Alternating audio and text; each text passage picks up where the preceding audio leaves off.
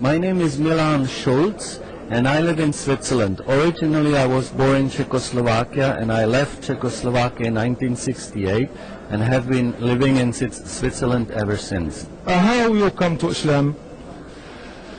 I must say that for a long part of my life, I was a disbeliever.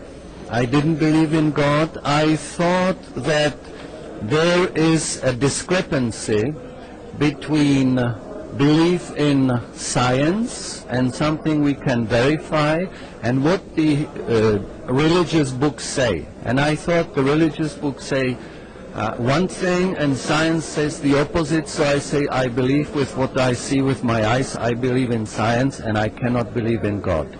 But then I have come to the conclusion that all of the natural laws and all of the scientific laws fit together so perfectly in the universe that universe couldn't have happened by chance, that there must be a creator. So from one day to the next I suddenly concluded there must be God.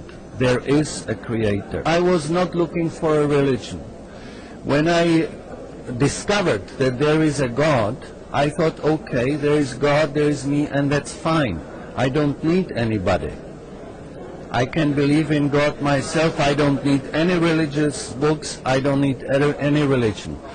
I thought the Jews are wrong because many are exclusionary. They say we are chosen and God is for us Jews. I thought Christians say this is one and I see three, so I say this is nonsense.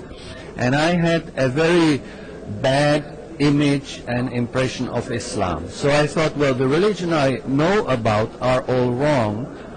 God is enough for me. I don't need a religion. One time I discussed my religious opinions with a man, and he said, have you read Quran? I said, no. He said, that's very interesting because many things you're saying, they are in the Quran.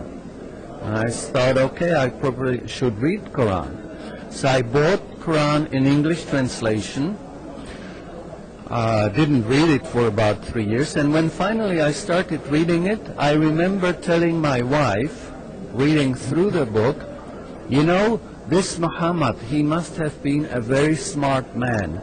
It is so logical, so easy, and there are no contradictions in it. But then as I was reading more, I suddenly saw some scientific facts, and I said, wait a minute, this was not known until 50 years ago. Muhammad couldn't know this, so Quran is not from Muhammad. Quran must be from God. So since I believed in God already, and I believed suddenly that Quran is from God, I found out that I'm a Muslim. Well, there are a number of verses in the Quran that give us scientific facts. For example, just before reading the Quran, I was on a scuba diving vacation, diving under the sea. And I knew that when you go under the sea, as the various wavelengths of light, they come in different colors. As you descend, the wavelength suddenly disappears and it becomes darker and darker and darker. And these are very clear distinctions.